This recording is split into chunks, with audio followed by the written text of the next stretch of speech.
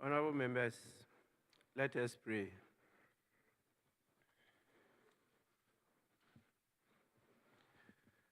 Almighty God, we humbly beseech thee to look with favor upon this Parliament of the Republic of Ghana.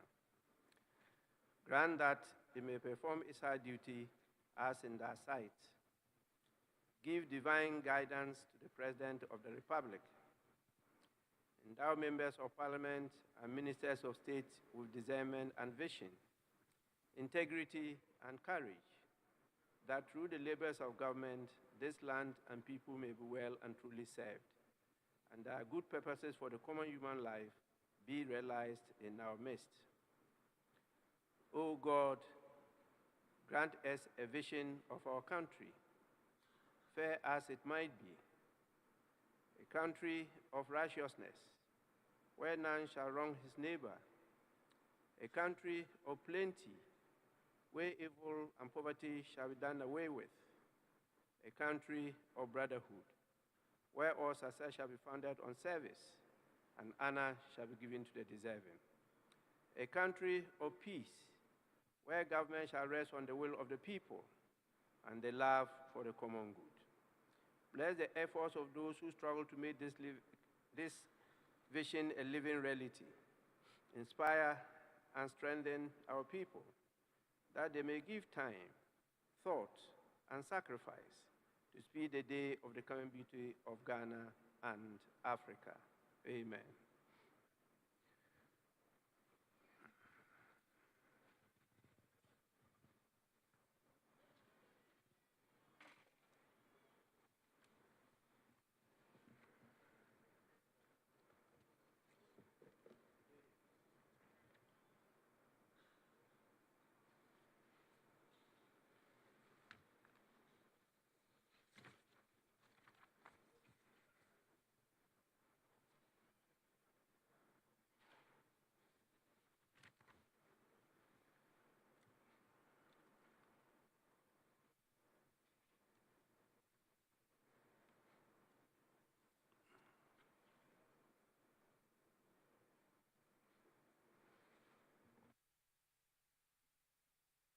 Honorable members,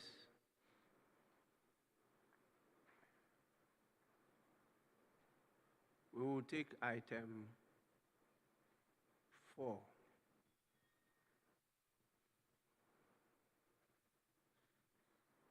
Formal communication by the Speaker.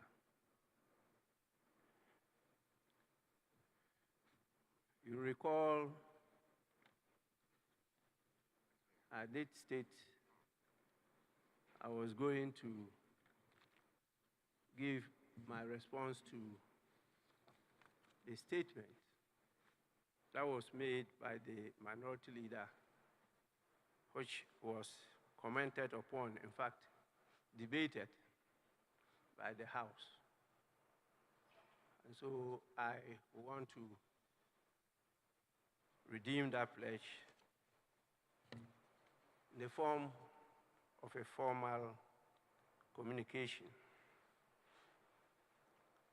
And with your kind permission, I proceed to do so now. Honorable members, I make this formal response to the House in relation to a matter of significant parliamentary and constitutional importance, which was brought to the attention of the House by the minority leader, Honorable Dr. Kisiel Atoban Forson, MP for Ajumako Enyan Esiem, pursuant to Order 93 of the Standing Orders of Parliament. The Honorable Minority Leader, with the indulgence of the House and with leave of the Speaker, raised a matter which he indicated was of urgent public importance in accordance with Order 93.1 of the Standing Orders of Parliament. The statement drew rigorous debate instead of comment on the floor of Parliament, and this reverberated to the public in a heated national discourse. The Honorable Minority Leader, as part of his statement, called on the Speaker to follow precedent and declare vacant the seats of 4 members of Parliament pursuant to Articles 97(1)(g) and (h) of the Constitution. The Honorable Minority Leader informed the House that he had come to the notice of the Minority Caucus that certain members of Parliament had taken actions that contravene the provisions of Article 97(1)(g) and 97(1)(h) of the Constitution. Specifically, the Honorable Minority Leader alleged that A. Honorable Peter Yao Kwache Aka, Member of Parliament for Amenfi Central, who was elected on the ticket of the National Democratic Congress, NDC, had filed with the Electoral Commission to contest the upcoming 2024 parliamentary elections as an independent candidate. B. Honorable Andrews Asiama Amwako, independent member of Parliament for Formina, and currently serving as the second Deputy Speaker, had filed to contest the 2024 parliamentary elections on the ticket of the New Patriotic Party, NPP. C. Honorable Kwajo Asante, Member of Parliament for Suhum, who was elected on the ticket of the NPP, had filed with the Electoral Commission to contest the upcoming 2024 parliamentary elections as an independent candidate. And D. Honorable Cynthia Mamile Morrison, Member of Parliament for Aguna West, who was elected on the ticket of the NPP, had filed with the Electoral Commission to contest the upcoming 2024 parliamentary elections as an independent candidate. In the light of these developments, the Honorable Minority Leader invited the Speaker to declare the seats of these 4 members vacant in accordance with Article 97(1)(g) and 97(1)(h) of the Constitution 1992. According to his submission, if these seats are declared vacant, the resultant effect on the composition of this House would be that the NDC would have 136 seats, while the NPP would have 135 seats, thus making the NDC the majority party in Parliament. This statement sparked intense debate in the House, with members raising questions of constitutional interpretation and the role of the Speaker in the enforcement of Article 97 of the Constitution, particularly in the matter of the vacation of seats by members of Parliament. It is therefore incumbent upon me, as Speaker of this House, to address these issues thoroughly. In doing so, I am simply applying the provisions of the Constitution 1992, Parliamentary Act 1965, Act 300, the Standing Orders of Parliament 2024, precedents, and established legal principles. The issue of interpretation and enforcement of the Constitution lies in the bosom of the Supreme Court and not that of the Speaker. And so I proceed to tell you my understanding of Article 97. Honorable members, at the core of the Minority Leader's statement are the provisions of Article 97(1) of the Constitution of Ghana, 1992, which govern the circumstances under which a member of Parliament shall vacate his or her seat in Parliament. The relevant subclauses of the provision read as follows. Article 91 states, a member of Parliament shall vacate his seat in Parliament. G, if he leaves the party of which he was a member at the time of his election to Parliament, to join another party or seeks to remain in Parliament as an independent member. Or H, if he was elected a member of Parliament as an independent candidate and joins a political party, unquote. Honorable members, my humble view is that Article 97(1)(g) and H operate to prevent what the old school refers to as cross-carpeting or carpet crossing, as witnessed in the early legislative councils and parliaments of the Gold Coast and the Republic of Ghana, respectively. Cross-carpeting is now part of what is referred to as defection or party switching, when a member of Parliament who was elected on the ticket of one political party leaves that party to join another, or when an independent member of Parliament joins a political party after being elected as an independent member, or a party member acts similarly. The concept of defection raises significant concerns about the integrity of political representation. When voters elect a candidate, they do so based not only on the individual's personal qualities, but also on the political party platform they represent.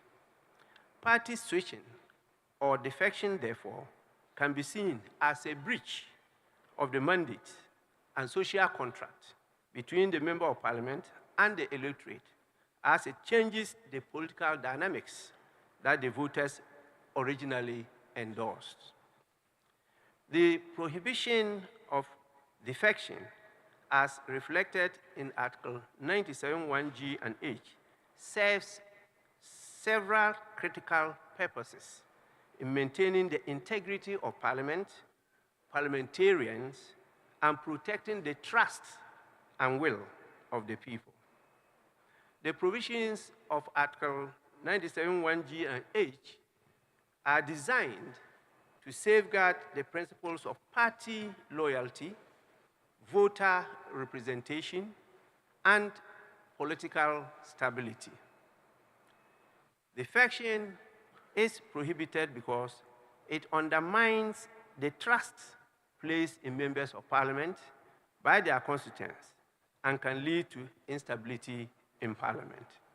These constitutional safeguards ensure that members of Parliament remain accountable to both their parties and the electorate, and they prevent members of Parliament from engaging in behavior that could amount to fraud or disruptive of the functioning of Parliament. Honorable members, it has been suggested by some members that the provisions of Article 97(1)(g) and H, which address the vacating of a member of Parliament seat due to defection, should be understood prospectively. That is, they should apply only to future parliaments and not to the term of office of Parliament when the act occurs. While this argument may appear to offer a practical approach, it must be firmly dismissed as both untenable and inconsistent with the constitutional purpose of these provisions. One may ask, what is Article 97 purposed to do?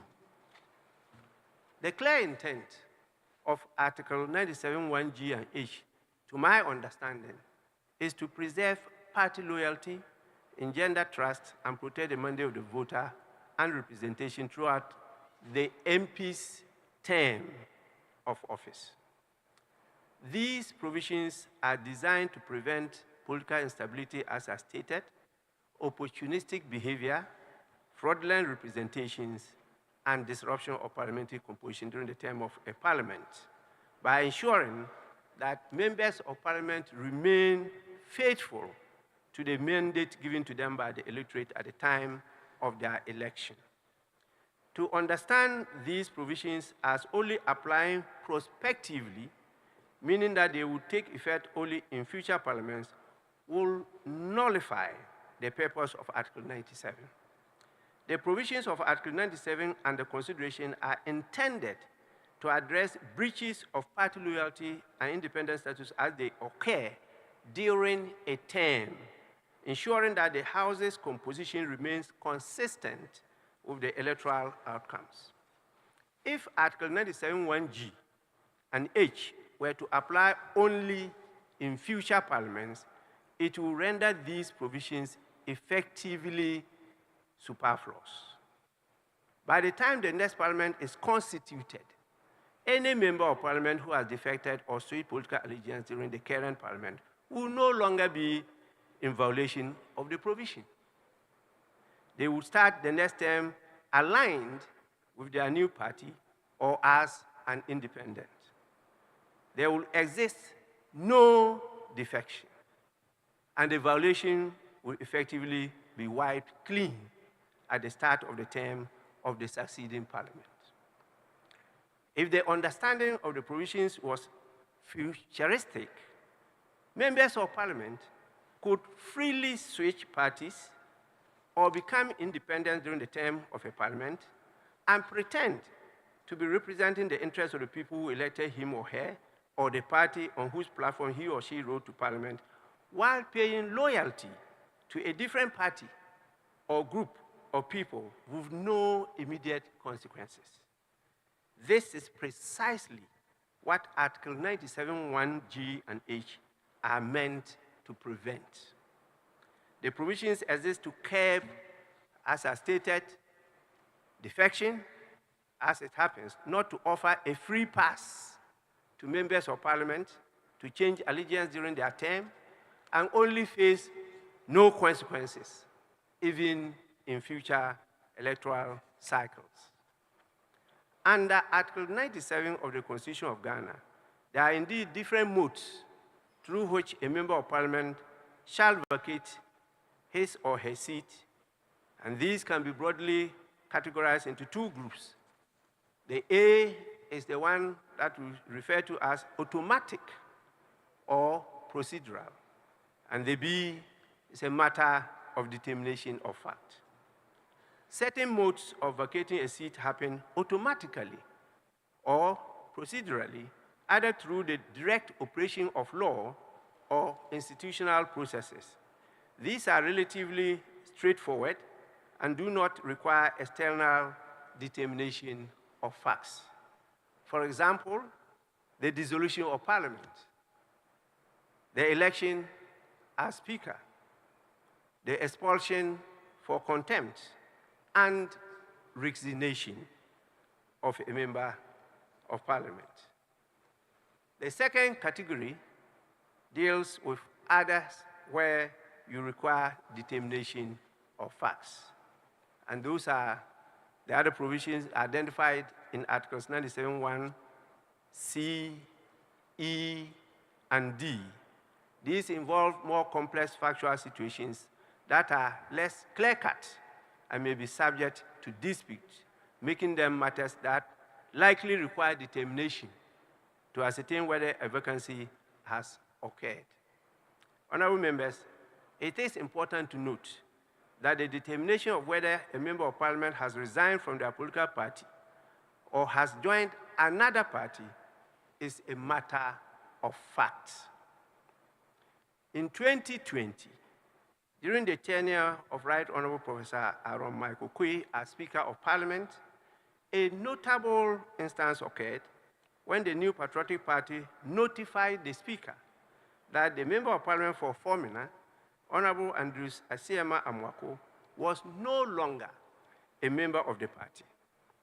The MPP requested that the seat be declared vacant in accordance with Article 97(1) of the Constitution, citing that the Member of Parliament had filed to contest the upcoming elections as an independent candidate, which violated the party's constitution.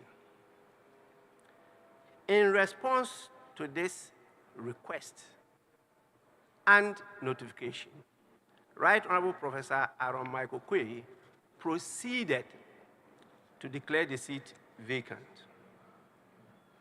However, I must emphasize that this ruling made by the previous speaker does not bind other speakers, including myself. It is important to point out that in the present matter before the House, the notice of poll is available at the Electoral Commission on all the 275 constituencies. I have duly taken note of the notice of the poll, and furthermore, no member in making comments to the statement made to the House by the minority leader denies these glaring and notorious facts. And so, what is my role in all this? Honorable members, it is important to point out that the Speaker is called upon by the standing orders of Parliament, particularly Order 18, to inform the House of the occurrence of a vacancy of the seat of a member under Clause 1B to E, G, and H of Article 97 of the Constitution. Accordingly, I proceed to inform the House that by the notification of the polls, the following members of Parliament have by their actions vacated their seats in Parliament.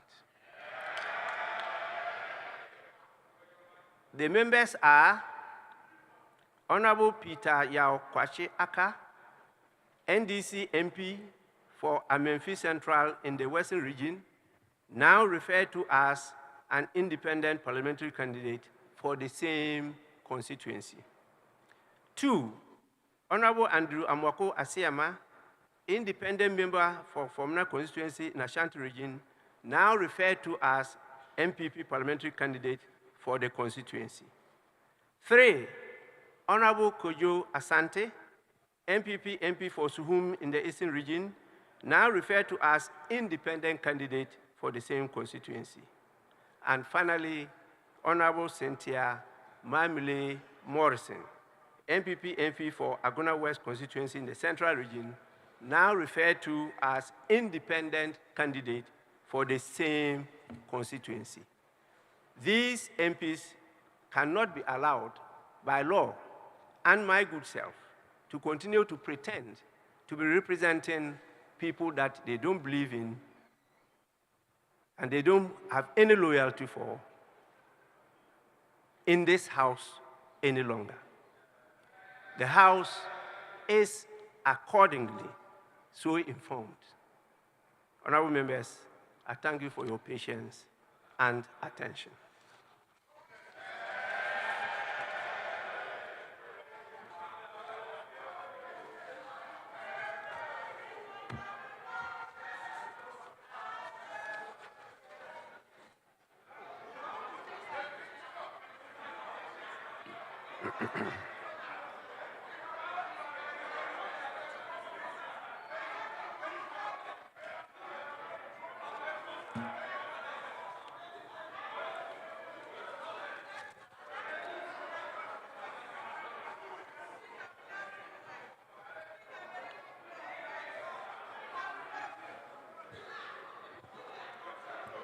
Honorable members, please.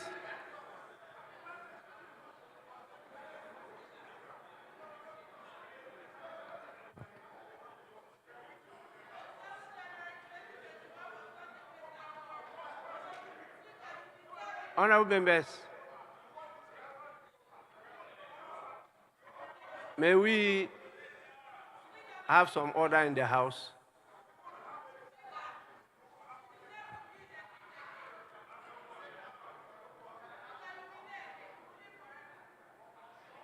Honorable members, this is my response to what happened 2 days ago. And I don't think this is subject to debate. It's a communication to the House, and by our standing orders, it's information I have to give you, and I've done so according to my understanding of the law. Please, Majority Leader.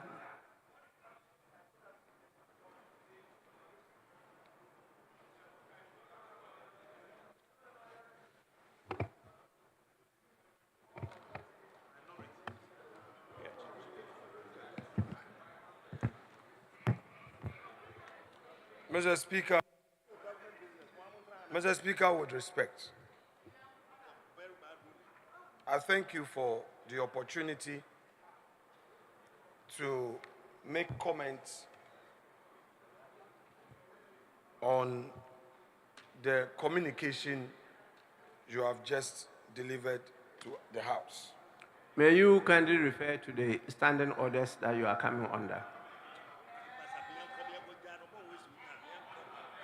Mr. Speaker, I do not come under any standing orders.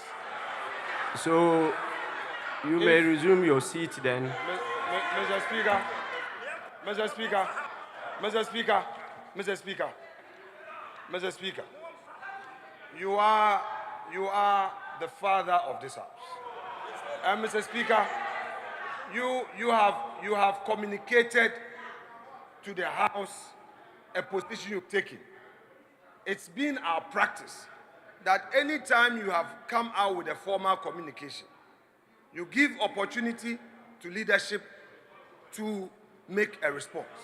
Mr. Speaker, if today you do not want me to talk, Mr. Speaker, that should be it. But Mr. Speaker, if you say that Honorable member, you got it wrong.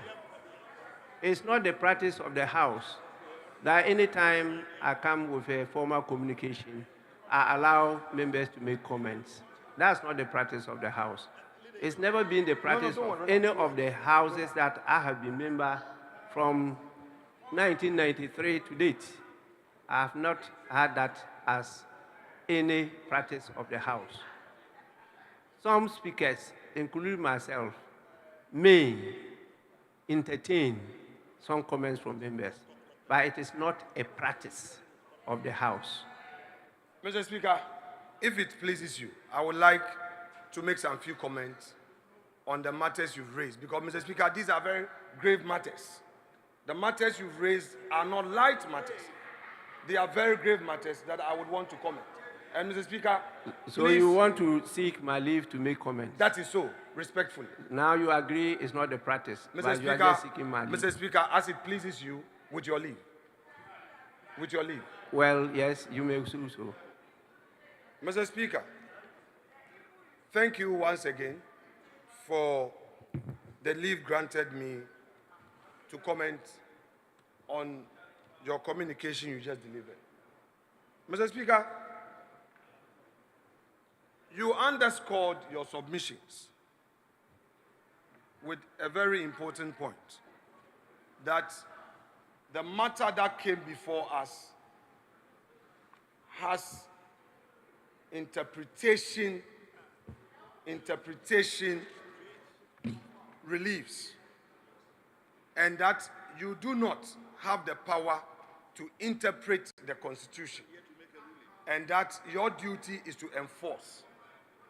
Mr. Speaker. Honorable member, you are not listening to me. Mr. Speaker, may I finish with respect? All what you said are wrong, so I cannot continue to allow you to keep on misleading the House. Mr. Speaker, please, if you think that this is your House and you didn't want us to talk, so be, Mr. Speaker, we should allow me to speak. Majority Leader, you are addressing the Speaker. Mr. Speaker, you may. Please. I need your protection. They must stop what they are doing. I'm in charge. Mr. Speaker, then they may be quiet. Please. Mr. Speaker, with respect, in your ruling, my understanding was to the effect that your duty is not to interpret the Constitution. My understanding was to the effect that your duty is not to interpret the Constitution. But, Mr. Speaker, it is important for me to emphasize one more time that when the statement was made by my respected colleague, Dr. Kesil Atufosin, I did draw the attention of the House, including your good self, to the fact that the matter being a very grave matter, I have taken it upon myself to seek the court's interpretation of the matter. Mr. Speaker, indeed. Mr. Speaker, I think Honourable I deserve members, some respect. please, Mr. Speaker, let's listen I think to I each deserve other. some respect. Let's listen to each other. No, Please. I think it is only fair. Honourable Majority Leader, please address me. I'm taking care of that.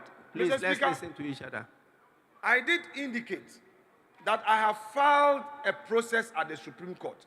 And indeed, Mr. Speaker, the bailiff of the court had attempted to serve the process on the Director of Legal Affairs, and the Director of Legal Affairs and the entire legal directorate refused service because, according to them, there was a circular stating that they can only be served on Mondays. I saw the circular myself. Subsequent to that, I, as hearing the intention of Mr. Speaker to come to a determination in one way or the other, directed service, which is within my rights. Mr. Speaker, yesterday, Parliament was duly served. Honourable Member, please, I didn't want to interrupt you, but you are the Majority Leader and the leader of this House. As at the time you were directing service yourself, you took the trouble of coming to Parliament with two persons who are alleged to be bailiffs and went to the legal office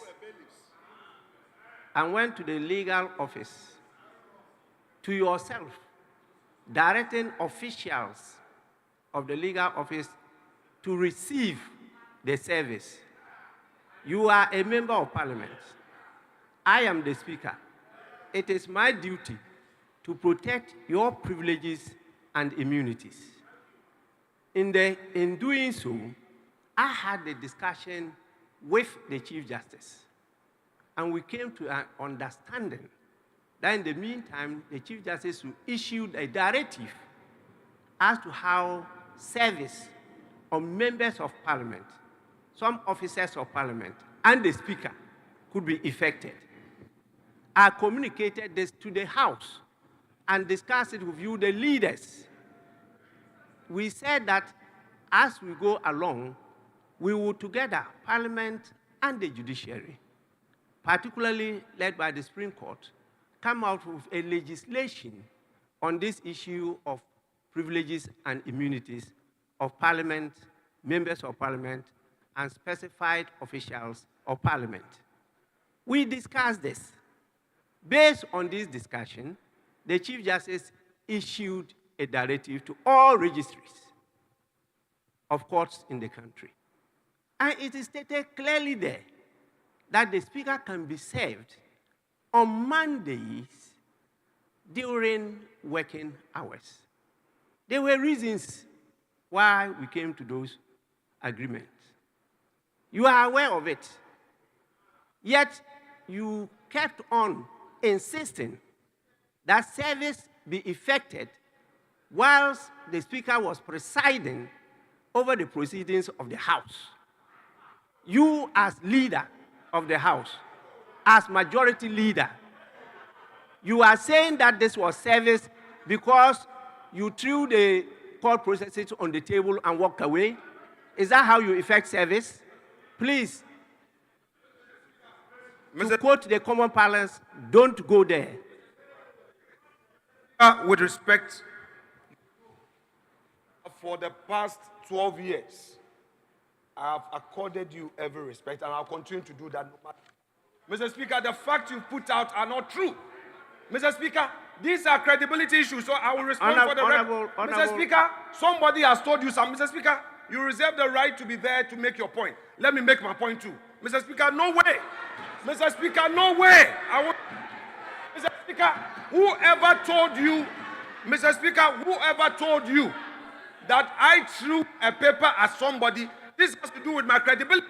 I will not allow hands. You know, Honorable Member, you don't listen at all. Mr. Speaker, I do. I never said Mr. you. Speaker, you said I never said you threw a paper at anybody. Mr. Speaker, I Mr. never Speaker, said that. that's exactly what you said. Let the answer check it. You Mr. see, Speaker, that is what you said. You are being carried away by your Mr. anger. Speaker, You are not I'm listening. Mr. Speaker, I'm not angry at Honorable all. Member. Honorable Member. Mr. Speaker, I'm not angry. I said the court process was thrown on the table in the office. I never stated it was thrown by you at any person. Mr. Speaker, you said I allegedly said some bailiffs. Alleged bailiffs. No. Mr. Speaker, then clarify. Please. Mr. Speaker, with respect, Listen to me. Mr. Speaker, I'm listening. Honorable Majority Leader, I don't want to proceed to make some orders. Please, resume your seat. I'm very serious about that. Mr. Speaker. Please, resume your seat.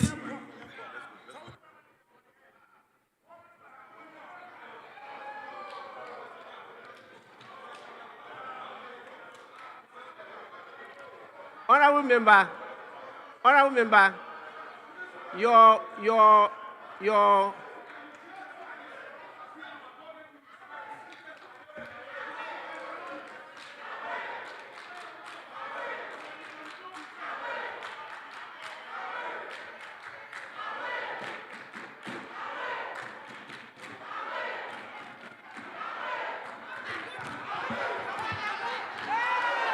Coming events cast their shadows.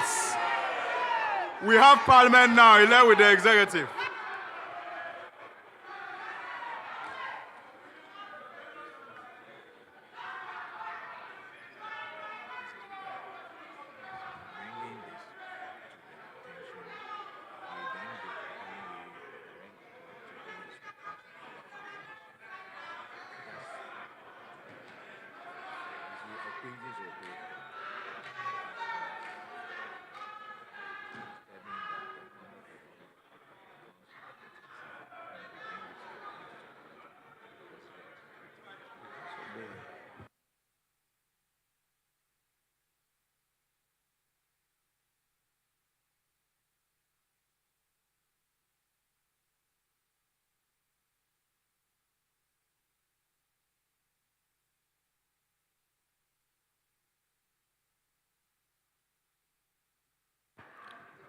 Honorable members, please kindly resume your seats. Minority Leader.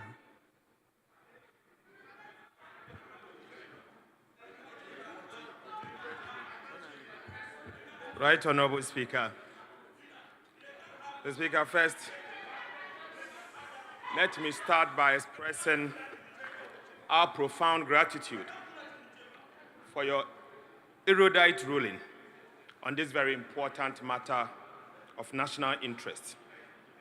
The Speaker, you have indeed done what is right for the people of Ghana by sticking to the tenet of Ghana's constitution, our standing order, and time-tested precedent being a case law for this House.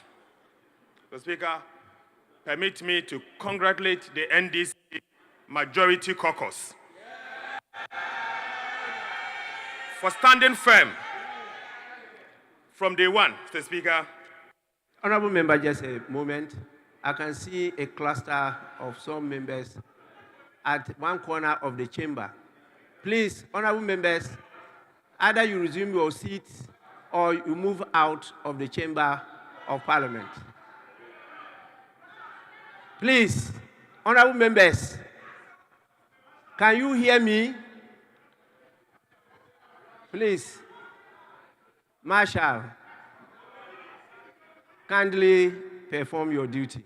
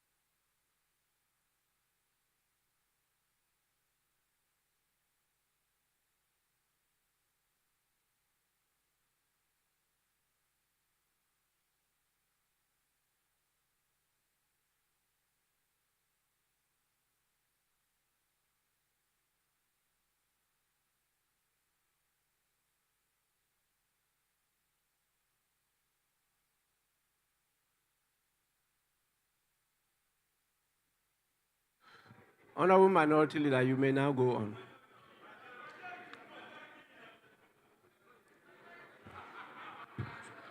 Mr. Speaker, as I said, permit me to congratulate the NDC Majority Caucus.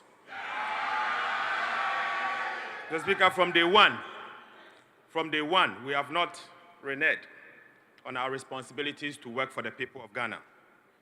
Today is the beginning of the process to reset Ghana. Mr. Speaker, our country has gone through a lot. We have always made our point, but unfortunately we've not been able to succeed because we were not having the working majority. But now we have the working majority. Right, Honorable Speaker, beginning the next parliamentary sitting, we'll begin the process to take over as the majority caucus of this parliament. And we thank you for the opportunity. Mr. Speaker, we have taken note of the fact that our colleagues, the minority caucus, the new minority caucus have just walked out. But that will not stop us from doing what is right for the people of Ghana. We will do what is right. But their conduct exactly reflects the work of a minority caucus. Mr. Speaker, we thank you very much for this ruling. Thank you, Mr. Speaker.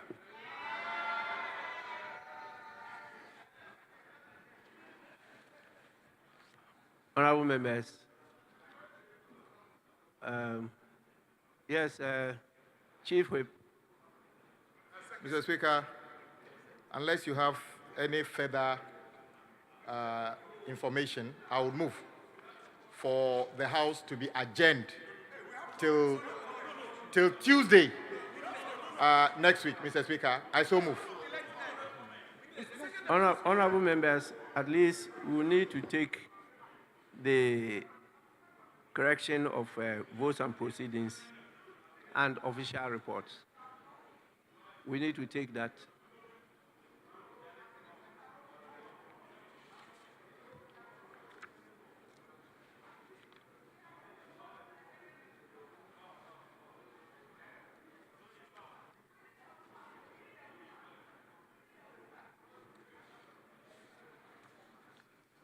Honorable members, item 5 on the order paper, correction of votes and proceedings and official reports. We will start with the correction of votes and proceedings of Wednesday, 16th October 2024. Page 1.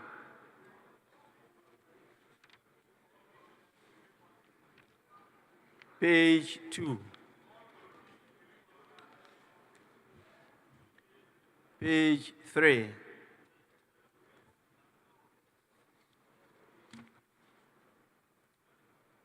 Page 4.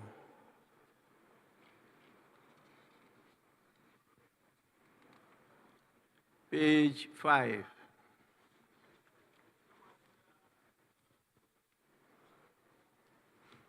Page 6.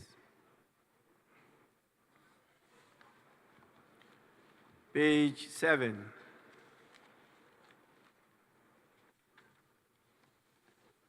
Page 8.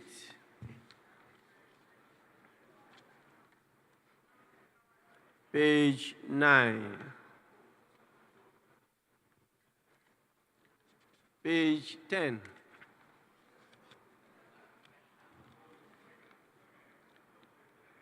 Page 11.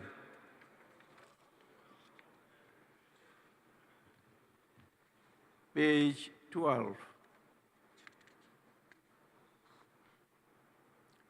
Page 13.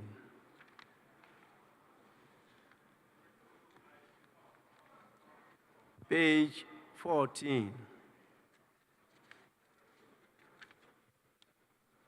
Page 14. Speaker, that is so. Yes, please. Speaker, page 14, item number 26. We agreed to a number of clauses. So it was clauses 161 to 168. Agreed to.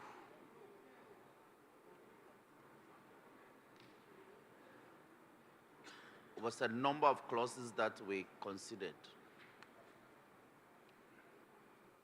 the way it's captured is as if it's only one clause that was agreed to, but it's a group of clauses. Mr. Speaker, I recall this very well. Thank you very much. Table office, kindly take note. Page 15. Yes, honorable member.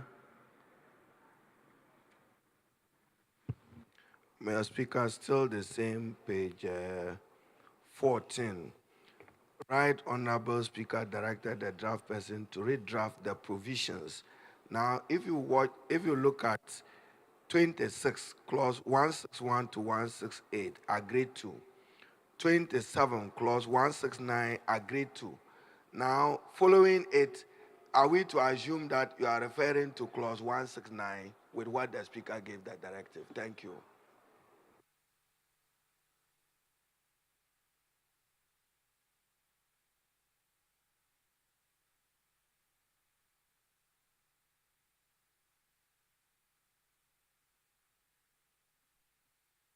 Honorable Haruna Idrisu, you are right. They should refer to the specific clause that are directed to not amend that clause, but to capture what we normally do by adding an additional clause which will make ultimate responsibility for the delegation of the power that of the minister. I think that is what it should reflect. Honorable members, page 16.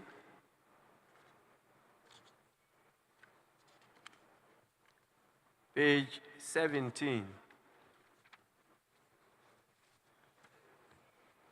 Honorable members, in the absence of any further corrections, the votes and proceedings of the second sitting dated Wednesday, 16th October 2024 are adopted as a true record of proceedings.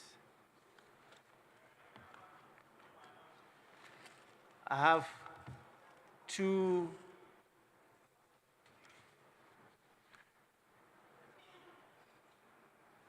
copies of official reports, a copy of the official report dated 5th July 2024 and the one dated 9th July 2024. We'll start with the one dated 5th July, which is Friday, 5th July 2024. Any corrections? Honorable members, in the absence of any corrections, the official report of Friday, 5th July 2024 is hereby adopted as a true record of proceedings. We now move on to the official report of Thursday, 9th July 2024. Any corrections? Honorable members, in the absence of any corrections, the official report of Tuesday, 9th July 2024 is hereby adopted as a true record of proceedings.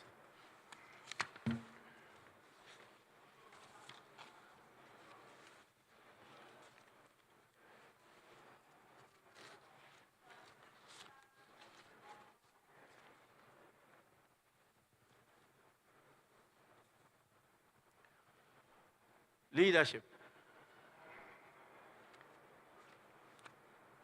Mr. Speaker, as I earlier indicated, we'll plead, if you give us the opportunity, if we don't have any other business, I'll move that this House is adjourned until Tuesday next week. Motion for adjournment to Tuesday. Moved.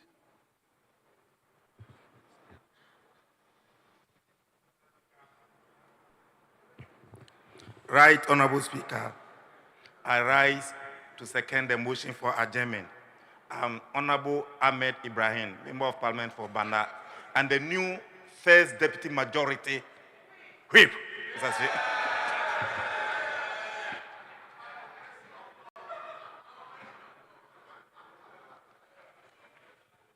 Honorable Mutala, Thank you, Mr. Speaker. Mr. Speaker, are you amending the motion yes, for but adjournment? I'm actually seeking your leave on a matter, very important matter. Very important matter. Mr. Speaker, the 4 affected members of parliament includes the second deputy speaker. And there is the need for us to have a second deputy speaker. And my good friend Bauer is around.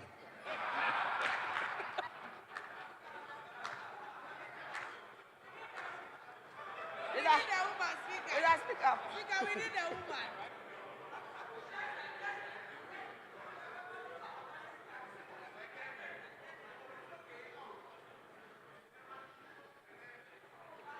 Right now, Speaker, Yes, please. the motion for adjournment has been moved and seconded. We are in your hands. Honorable member, I was just severing the comic relief. But definitely, motion for adjournment has been moved and seconded. It's for the consideration of the House. There being no consideration, I put the question.